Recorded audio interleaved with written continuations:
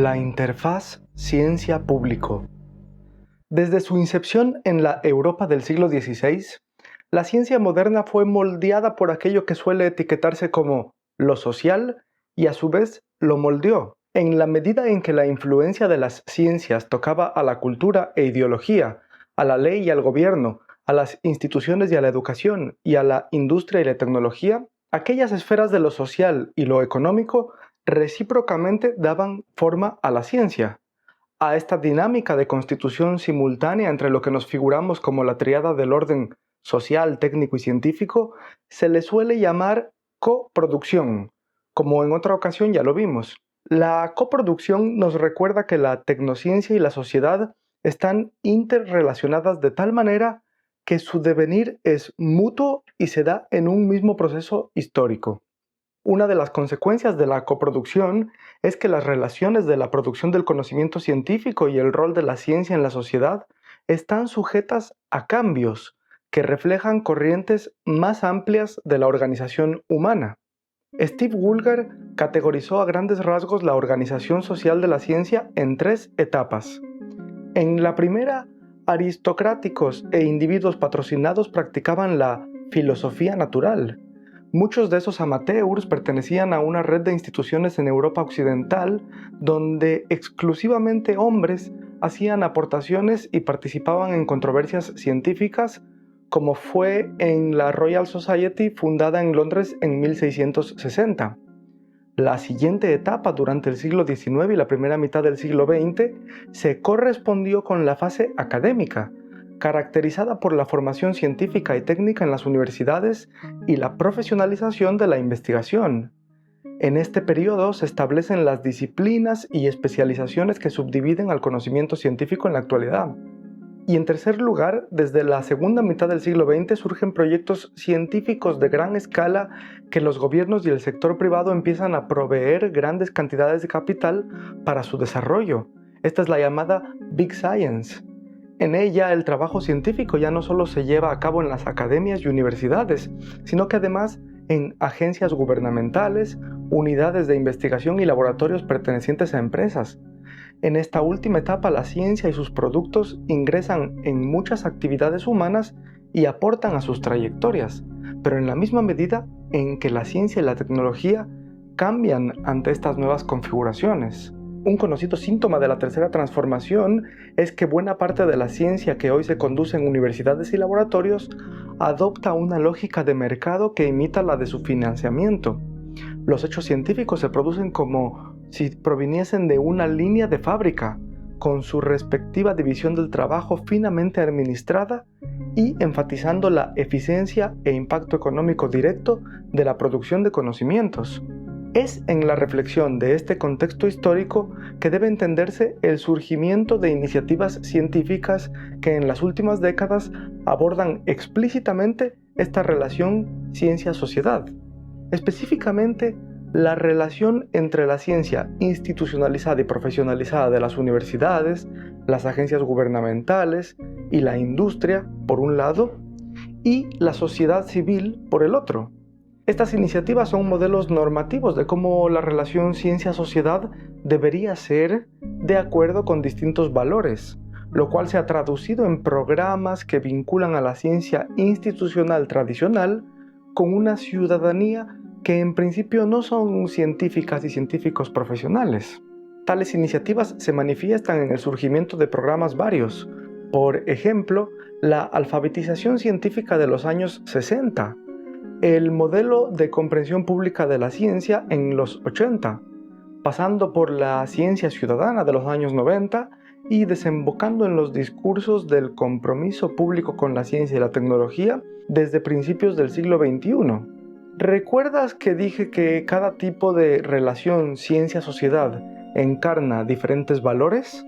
Pues también manifiestan concepciones particulares de lo que es o debería ser la ciencia y la ciudadanía, donde los programas de alfabetización científica y de comprensión pública buscaban educar a la ciudadanía sobre la importancia de la ciencia y la investigación, mientras que los del compromiso público buscaba vincular a la ciudadanía en la gobernanza de asuntos científicos y tecnologías, la ciencia ciudadana, en cambio, recluta a voluntarios para que ayuden a hacer ciencia o habilita directamente la producción de conocimientos científicos por parte de esos participantes.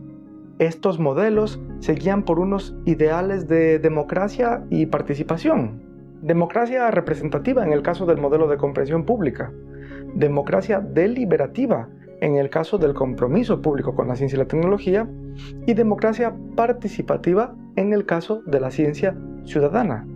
O dicho en clave de los roles de la vinculación ciencia-público, el primer caso es uno de reconocimiento público de la ciencia, mientras que el segundo es un asunto de toma de decisiones y el tercero de investigación participativa. Estos coinciden respectivamente con el llamado modelo de déficit o de analfabetismo científico, el modelo de vinculación pública con la ciencia y el modelo de experticia laica. Con esta caracterización del nivel de participación y democracia en la ciencia, no se pretende asegurar que un tipo de modelo sea necesariamente más adelantado o sofisticado que el otro. Eso debe decidirse sobre la evaluación y valoración empírica de cada iniciativa.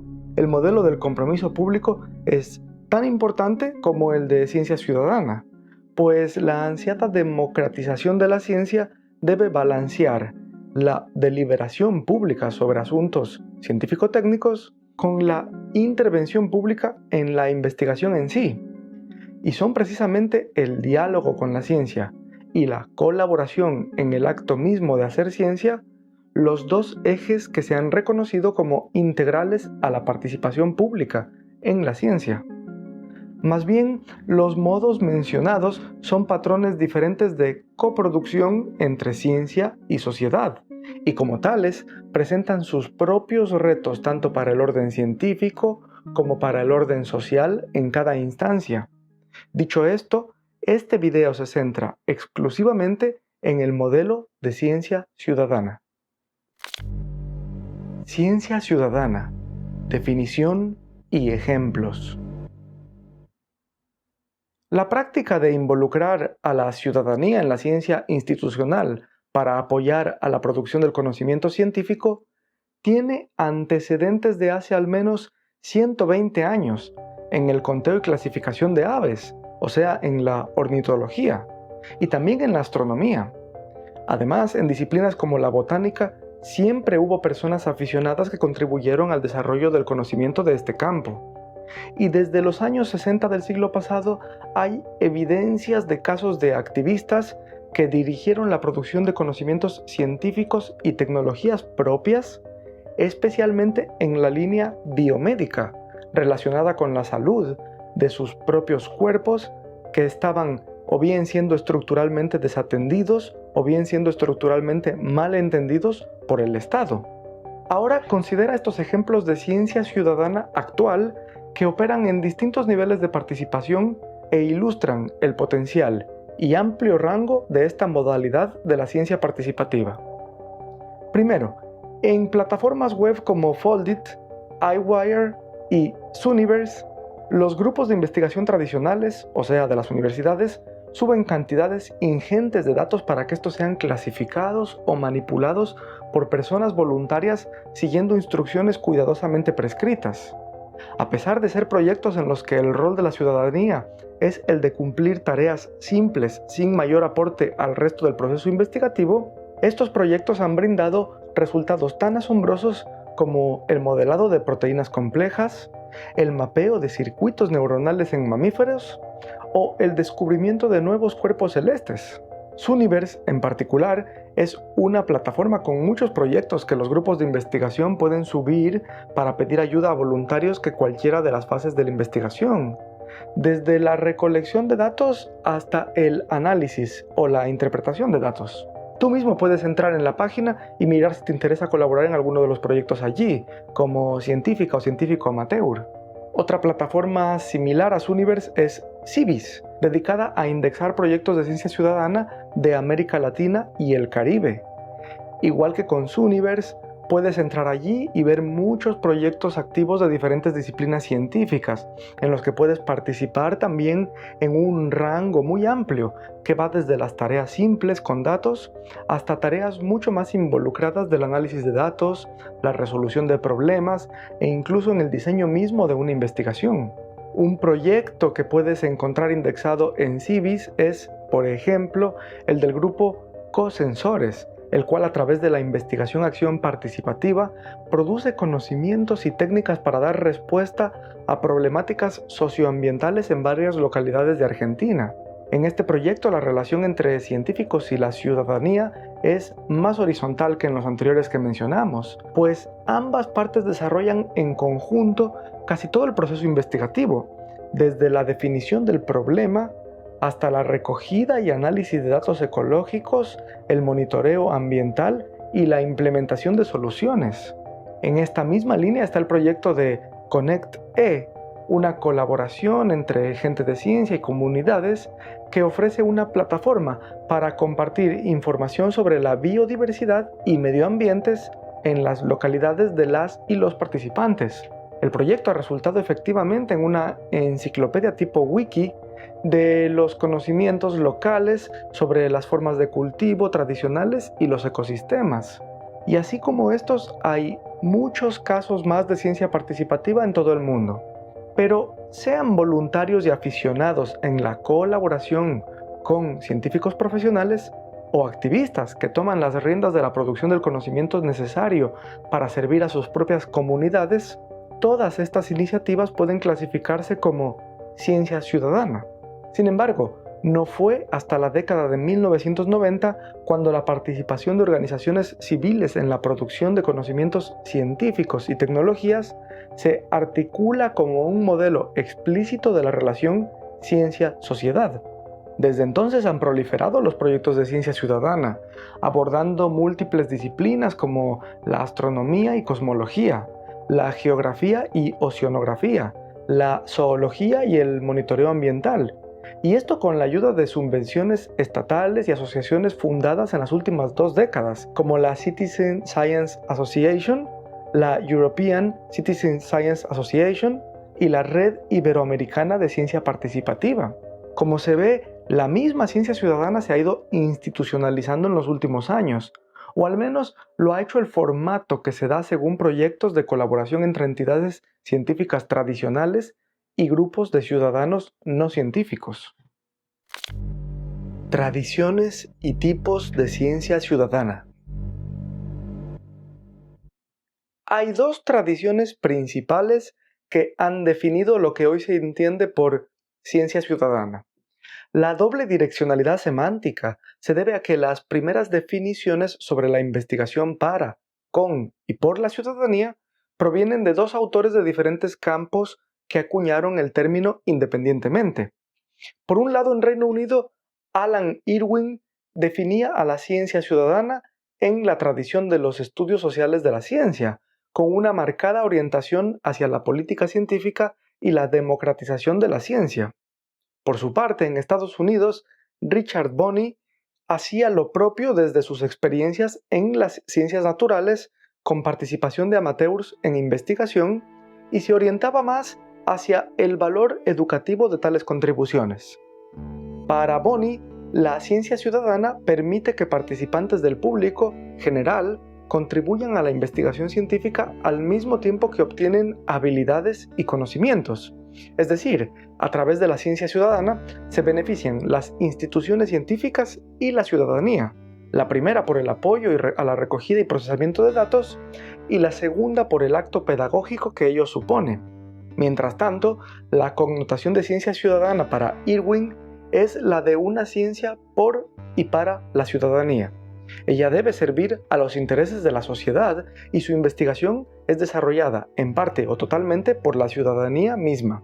Aunque ambas definiciones conciernen a la participación laica en la ciencia, la diferencia es que para Irwin la ciencia ciudadana necesariamente aborda las necesidades e intereses de las comunidades que la ponen en práctica, con o sin ayuda de científicos profesionales. Desde que se publicaran las obras de Bonney e Irwin, Las dos direcciones que inadvertidamente inauguraron han sido discutidas a fondo, resultando en dos orientaciones. Benioff y otros caracterizaron la tradición que se sigue de la concepción de Bonney como una ciencia a base de contribuciones colectivas, o crowdsourcing, y la de Irwin como una ciencia transdisciplinar que promueve la coproducción de conocimientos entre grupos legos y científicos con una importante componente de socialización de los beneficios de la ciencia. Por su parte, Goron y colegas identifican a la primera corriente como instrumental, afín al voluntariado, mientras que la segunda se preocuparía por el potencial de la ciencia ciudadana en resolver problemas socioecológicos, problematizando las dinámicas de poder en la interfaz ciencia-sociedad. Y por último, Riley y Maddson-Wilkes contrastan la orientación de contribuciones voluntarias, típica de lo que llaman la tradición estadounidense, con los esfuerzos de democratización de la ciencia en lo que llaman la tradición del Reino Unido.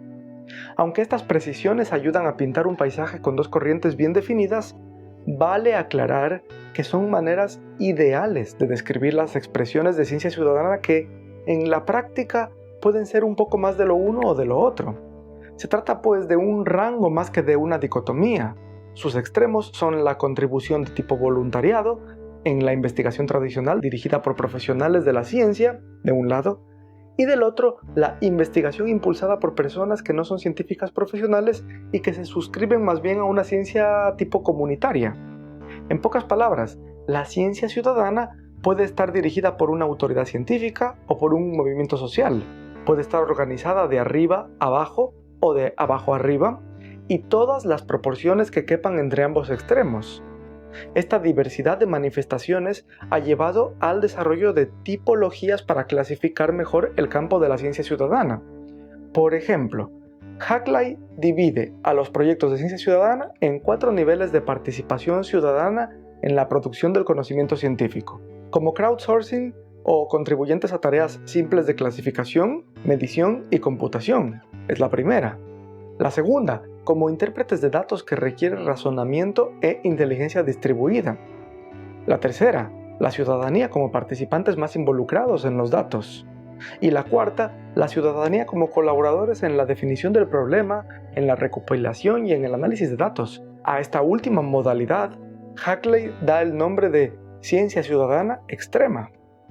Aunque quizás el modelo de Schrögel y Kolek para categorizar los diferentes proyectos de ciencia ciudadana es el más integral, pues ubica las posibilidades de la ciencia ciudadana en 3 ejes en lugar de 2 polos acomodados en los extremos de un solo criterio. Los ejes que proponen son, primero, el grado de inclusión del público en la gobernanza del proyecto de ciencia ciudadana, en actividades como la toma de decisiones, las prioridades, el financiamiento, el marco legal y los fines de los productos científicos y tecnológicos que salgan del proyecto. El segundo es el eje de participación epistémica del público no científico, en el cual se mide el rol cognitivo en el proceso y la inclusión en la definición del problema de investigación en adelante. Y tercero, el grado de alcance del proyecto en una escala que va desde la inclusión de expertas y expertos de otros campos, pasando por la de las organizaciones sociales, hasta la inclusión del público general no organizado, siendo este último el mayor alcance posible que puede tomar un proyecto de ciencia ciudadana. Asuntos éticos y epistémicos de la ciencia ciudadana. No sorprende que la ciencia ciudadana atraiga tantos esfuerzos por definirla, medirla, describirla y prescribirla. Después de todo, la etiqueta de ciencia ciudadana ha sido favorecida sobre otras como las de investigación basada en comunidades o ciencia 2.0, porque el discurso de la ciencia ciudadana ha aglutinado paralelamente las promesas de un público científicamente alfabetizado, de una ciencia democrática y de nuevos avances científicos. Específicamente, se suele argumentar que la ciencia ciudadana es capaz de generar alfabetización científica crítica al exponer al público al proceso de producción social de conocimientos, y también que es capaz de una reciprocidad en que la ciencia profesional se beneficia de la influencia de varias perspectivas ciudadanas al tiempo que la ciudadanía se beneficia de participar en asuntos tecnocientíficos. A pesar del coro que entona las bondades de la ciencia ciudadana, que en muchos casos son cantos bien merecidos, también hay voces críticas que buscan dirigir a la ciencia ciudadana para que su discurso que ha traído tanta atención no quede solo en promesas y para que la participación ciudadana no sea usada como un método más de explotación del trabajo cognitivo, del trabajo no consensuado, no voluntario o no beneficioso a una comunidad. La aplicación cínica del discurso de la ciencia ciudadana con fines lucrativos es el caso de, por ejemplo, la llamada Dark Citizen Science, que promueve Google al extraer valor del trabajo cognitivo de millones de usuarios ignorantes de tal transacción, y lo hace justificando sus acciones con el lenguaje de la ciencia ciudadana, diciendo que están avanzando el conocimiento de manera comunitaria, aunque solo estén sirviendo sus propios intereses. Y es que todo proyecto de ciencia ciudadana que se precie de ético debe asegurar, si es que no demostrar, que no incurrirá en explotación cognitiva con fines de lucro de los conocimientos tradicionales, informacionales o laborales de la comunidad con la que colabora. Es por eso que prefijar el valor de la ciencia ciudadana solo en virtud del nivel de participación de la ciudadanía, sin tomar en cuenta estas cuestiones críticas y éticas, como si la escala de menor a mayor participación implicase necesariamente una escala de peor ciencia a mejor ciencia, es problemático en cuanto que se incurre en un idealismo que previene a que se miren los efectos concretos sobre una comunidad que colabora en un proyecto de ciencia ciudadana. Casi siempre se identifica la mayor participación ciudadana con algo que es mejor, pero si estamos ante una Dark Citizen Science, por ejemplo, una participación mayor solo significa una mejor explotación de la gente y del medio ambiente bajo la égida de algo que suena democrático. Pero las modalidades de ciencia participativa siguen siendo en ocasiones muy valiosas y pueden incluso apoyar a la autodeterminación de las comunidades que por medio de ella llegan a conocer más y mejor cualquier objeto de la ciencia que les sea relevante para su propia existencia, desde sus propios cuerpos hasta las tecnologías que pueden servirles y el medio ambiente que cohabitan. Por eso es importante tener criterios para evaluar qué proyectos de ciencia ciudadana valen la pena y cuáles podrían ser simplemente palabras bonitas para justificar el trabajo comunitario de conocimientos y artefactos que luego serán privatizados o extraídos por terceros. Vamos a ver esas claves epistemológicas y éticas que nos permiten discernir entre ciencia ciudadana auténtica y esa otra llamada Dark Citizen Science. Las maneras compartidas de investigar, saber y conocer de un grupo son una especie de cultura. De ahí la expresión de cultura epistémica. La cultura epistémica afecta cómo se diseña y ejecuta el proceso investigativo, así como las actividades de la producción y distribución del conocimiento. Esas actividades, tanto tangibles como intangibles, son las prácticas epistémicas de un colectivo, o sea, las prácticas de hacer conocimiento. Esas son, por ejemplo, los actos de recogida de datos por percepción o por sensores, así como el procesamiento por cálculos o clasificaciones, así como la interpretación, el análisis y la transmisión del conocimiento a un soporte escrito o visual. Así como hay prácticas epistémicas en la cultura, existen también metas epistémicas hacia las que un grupo de personas investigando apuntan. Por ejemplo, en un estudio epistemológico sobre el proyecto de ciencia ciudadana Galaxy Zoo, un proyecto donde voluntarios hacen contribuciones a la astronomía al clasificar imágenes de galaxias, Watson y Floridi encontraron que para el personal científico profesional y los voluntarios, las metas epistémicas comunes eran la fiabilidad de las observaciones, la escalabilidad del proyecto para apoyarse en miles de aportaciones y la conectividad entre voluntarios y el grupo de investigación. Para la valoración de la ciencia ciudadana, la cultura epistémica puede describirse empíricamente, al observar cómo es que el grupo sabe lo que sabe, cómo se distribuyen las prácticas epistémicas en el proyecto, cómo se agregan los aportes cognitivos en la construcción de un conocimiento y así. La descripción de prácticas y metas epistémicas de ciudadanas y ciudadanos que no son científicos profesionales permite comparar iniciativas y apreciar la diversidad de modalidades participativas con sus respectivas formas de saber. La comparación de estas culturas es posibilitada por medio de la descripción social y epistémica, mejorando así el entendimiento de la relación ciencia-público y la negociación entre posiciones divergentes que pueden haber. Por ejemplo, investigando las culturas relevantes del mismo proyecto de Galaxy Zoo que mencionamos, unos autores encontraron tensiones entre voluntarios y el personal científico. Estos tenían concepciones diferentes de lo que significa aportar a la ciencia.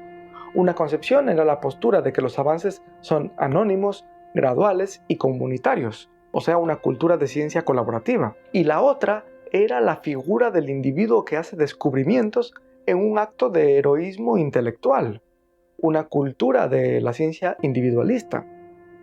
En otra ocasión, un estudio de Cornwell y Campbell de un proyecto de ciencia ciudadana de monitoreo y conservación de tortugas marinas demostró que la divergencia de posiciones entre reubicar nidos de tortugas con alta frecuencia o actuar con menos frecuencia era producto de una diferencia de postura epistemológica entre el grupo de científicos y el grupo de voluntarios, mas no era producto de la ignorancia de la ciencia relevante por alguna de las partes. Específicamente se trataba de una divergencia entre una posición de intervencionismo en la relación humanidad-naturaleza y una posición o un ethos de dejar que la naturaleza siga su curso con la menor intervención posible. Este solo es un ejemplo. Pero las culturas epistémicas no son solo cuestiones de ideas y signos, sino que además influye la dimensión material y técnica. Es un verdadero ensamble sociotécnico. Usando la expresión de Barad que vimos en otro video, el conocimiento emerge de aparatos material discursivos. La ciencia siempre fue sociotécnica o material discursiva, según la expresión que se prefiera. Pero con los avances en computación e informática, con las mediciones con instrumentos electrónicos, la inteligencia artificial, etc., el rol de la parte técnica y material es cada vez más significativo en la producción del conocimiento, hasta el punto en que la mediación tecnológica es constituyente del conocimiento y con creciente frecuencia los descubrimientos científicos son producto de complejas asociaciones entre mentes y máquinas. Se trata pues de una verdadera red epistémica sociotécnica, o sea, una red en la que se produce el conocimiento tanto por actores sociales humanos y por actores técnico-materiales. Los conocimientos en general son productos de su propia historia, no siendo la ciencia moderna una excepción, aunque a veces se la quiera universalizar al mismo tiempo que se particulariza todo fuera de ella. Cualquier conocimiento científico o artefacto tecnológico se hace al fin y al cabo desde nuestros cuerpos, desde una cultura intelectual y técnica, junto con unos materiales y medioambientes afectados y desde situaciones atravesadas por la organización económica del momento. La práctica científica tiene consecuencias en la realidad, por lo que no puede escapar de su dimensión ético-política, o sea, de la cuestión de qué cosas científico-técnicas deberían traerse al mundo y qué cosas no. Entonces, los objetos de la ciencia y la tecnología no son meros descubrimientos en una naturaleza pasiva, ni tan solo intervenciones de aplicación universal, sino que son modos que a la vez nos modifican. La pretensión de una ciencia imparcial, apolítica, universal y completa ha sido ampliamente criticada en trabajos de epistemología feminista y en trabajos de epistemología postcolonial. La concepción del saber que se ofrece en estas corrientes es la del conocimiento situado, como el que propone Donna Haraway y del que ya habíamos hablado antes en el canal, o las formas del conocimiento indígena que propuso Beran. Mientras que la concepción del conocimiento situado connota que la producción de la ciencia es necesariamente parcial, política, situada en tiempo y en espacio, la concepción de conocimientos indígenas señala que los pueblos y comunidades tienen maneras de conocer y razonar específicas que son producto de su propia historia y que no pocas veces esas maneras han sido sometidas a la agresión colonial, imperial o neocolonial. Son precisamente este tipo de reflexiones las que llevaron a Irwin a proponer la ciencia ciudadana en primer lugar. Defendía él una ciencia que también tome en cuenta formas de conocimiento diferentes a las de científicos expertos en el momento de deliberar sobre la política científica y sobre los riesgos tecnológicos, donde la sociedad cumpliría una función de contraexperticia. En su mejor versión, la ciencia ciudadana debería desarrollar conocimientos y tecnologías sostenibles, tanto social como ecológicamente, en una relación de confianza mutua y objetivos comunes entre los grupos científicos y ciudadanos. La valoración de iniciativas de ciencia ciudadana debe observar cómo los valores locales interactúan con la producción y aplicación del conocimiento, y si es que se reconoce y fomentan las diversas formas de conocer, de hacer y de ser en el mundo. Entonces, digamos que un ideal de ciencia ciudadana con la que comparar cualquier proyecto podría ser el siguiente. La ciencia ciudadana es una ciencia democrática basada en movimientos sociales u otras formaciones socialmente comprometidas en las que un amplio rango de participantes colaboran desde el diseño del proyecto hasta su monitoreo con el triple objetivo de generar nuevo conocimiento científico, enseñar a los participantes sobre la ciencia y encontrar soluciones a un problema local o regional. Es especialmente democrática si es que trata aquellos problemas desatendidos por la ciencia tradicional y si lo hace salvaguardando la justicia epistémica, tanto en el sentido del respeto a las formas de conocer locales como en el sentido de la accesibilidad y distribución del conocimiento científico. Jäger y colegas han hecho una reivindicación normativa de la ciencia ciudadana democrática a través de la comparación epistemológica entre lo que llaman el modelo industrial y el modelo ecológico de hacer ciencia, siendo este último, el modelo ecológico, el que ellos defienden. Por un lado, el modelo industrial deriva conocimientos científicos a partir de la explotación de personal científico, de comunidades afectadas y de medio ambiente. Se basa en la competencia y el prospecto de ganancias a corto plazo y evalúa las producciones con métricas fijadas en la eficiencia, el número de publicaciones, patentes y otros productos científicos. Por otro lado, el modelo ecológico de hacer ciencia, identificado con la ciencia democrática ciudadana, se basa en la colaboración, en la participación directa y deliberativa de las comunidades interesadas, en la diversidad de perspectivas que son bienvenidas al proceso de hacer ciencia y en la productividad a largo plazo, sin temor a esas líneas de investigación que no parecen ser lucrativas. De manera más general, las dimensiones social y epistémica de la ciencia ciudadana ayudan a comprender la evolución de la relación ciencia-sociedad, rastreando quiénes tienen el poder de producir conocimientos y reclamar la experticia sobre un asunto dado. Esta es una cuestión básica para trazar la historia de la autoridad científica sobre asuntos que afectan directamente a diferentes públicos. En este sentido, es posible discernir si cada proyecto de ciencia ciudadana realmente se establece para empoderar a la ciudadanía y propiciar una relación crítica y mutuamente beneficiosa con la ciencia, o si es que por el contrario se implementa para mejorar la imagen pública de la ciencia sin verdaderos cambios sobre las partes potencialmente perjudiciales de la relación ciencia-sociedad.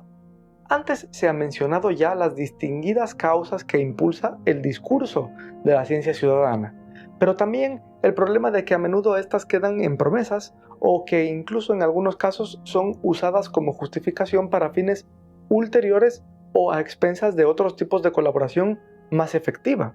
Hay que hacer entonces un esfuerzo para responder desde la ciencia ciudadana a las demandas más apremiantes que la ciencia moderna enfrenta.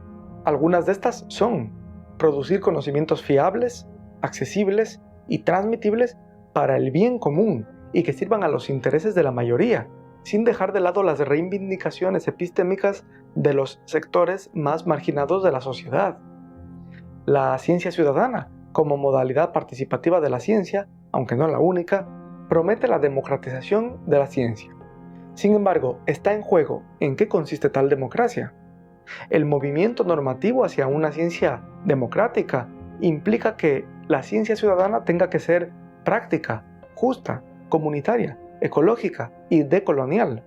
Esto es, una ciencia ciudadana que respalde la colaboración en todo el proceso investigativo y en la toma de decisiones, que produzca conocimientos ceñidos a la autodeterminación de las comunidades involucradas, que socialice la propiedad y utilidad de sus productos, que ampare la ecología del sitio de práctica y que defienda la justicia epistémica al involucrarse éticamente con los conocimientos locales cuando se trata de saberes y métodos tradicionales o indígenas. Además de democrática, la ciencia ciudadana debe ser transdisciplinar, en el sentido de relacionarse significativamente con otras formas de experticia más allá de la academia.